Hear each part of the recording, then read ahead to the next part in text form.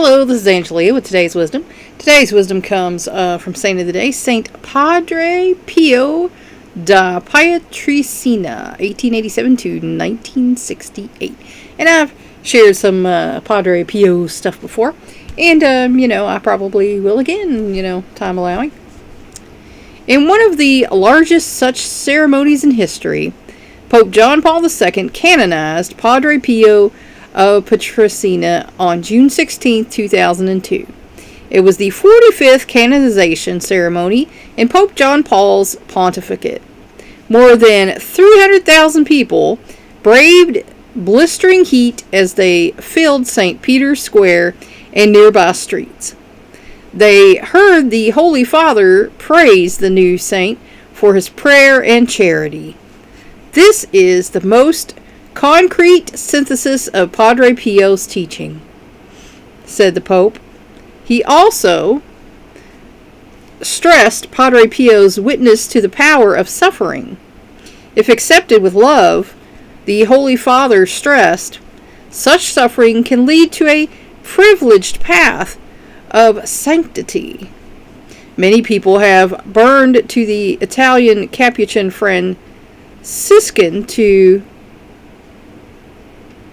turned to, that is got to be turned to the Italian Capuchin Franciscan to sanctity, to intercede with God on their behalf. Among them was the future Pope John Paul II. In 1962, when he was still an archbishop in Poland, he wrote to Padre Pio and asked him to pray for a Polish woman with throat cancer. Within 2 weeks, she had been cured of her life-threatening disease. Born Francesco Forgione, Padre Pio grew up in a family of farmers in southern Italy. Twice, his father worked in Jamaica, New York, to provide the family income. At the age of 15, Francesco joined the Capuchin and took the name of Pio. He was ordained in 1910 and was drafted during World War I. After he was discovered to have tuberculosis, he was discharged. In 1917, he was assigned to the friary in San Giovanni Rotondo, 75 miles from the city of Bari on the Adriatic. On September 20th, 1918, as he was making his Thanksgiving after Mass, Padre Pio had a vision of Jesus. When the vision ended, he had the stigmata in his hands, feet, and side. Life became more complicated after that. Medical doctors, church authorities, and curiosity seekers came to see Padre Pio.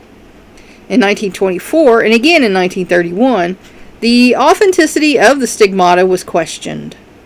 Padre Pio was not permitted to celebrate Mass publicly or to hear confessions.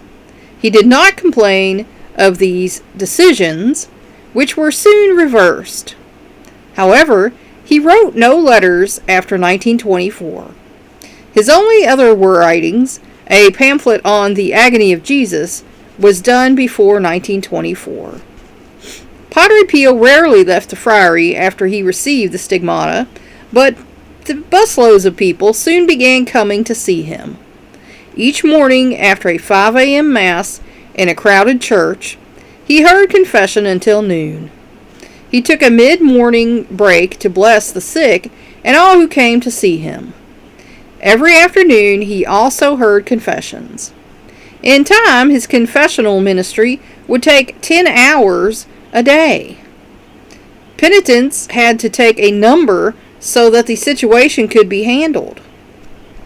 Many of them have said that Padre Pio knew details of their lives that they had never mentioned. Padre Pio saw Jesus in all the sick and suffering. At his urging, a fine hospital was built on nearby Mount Gargano. The idea arose in 1940. A committee began to collect money. Ground was broken in 1946. Building the hospital was a technical wonder because of the difficulty of getting water there and of hauling up the building supplies. The House for the Alleviation of Suffering has 350 beds.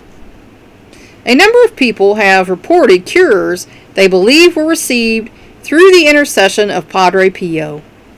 These who attested to his assisted at his masses came away edified. Several curiosity seekers were deeply moved.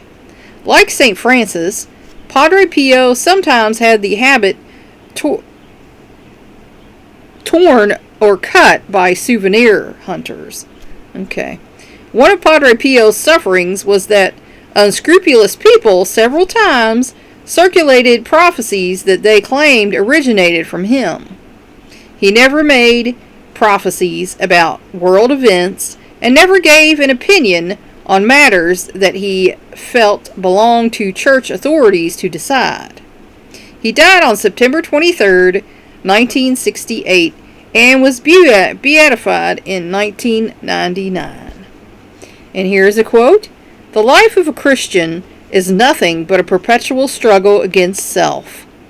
There is no flowering of the soul to the beauty of its perfection except at the price of pain."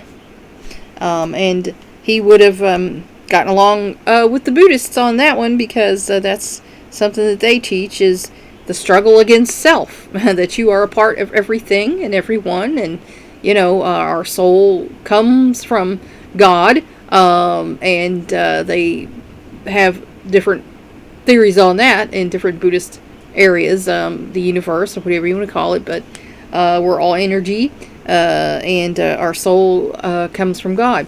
So, that is the thing there, is to remember that you're not by yourself. It's not all about you. It's about you in connection with everyone and everything else as God intended. So, think about it. Please like and share this wisdom so we can spread it around the world. If you want to help me out, subscribe to my YouTube channel. If you want to help me out even more, go to my Patreon page and become a patron. Thanks for watching. That's all for now. Until next time.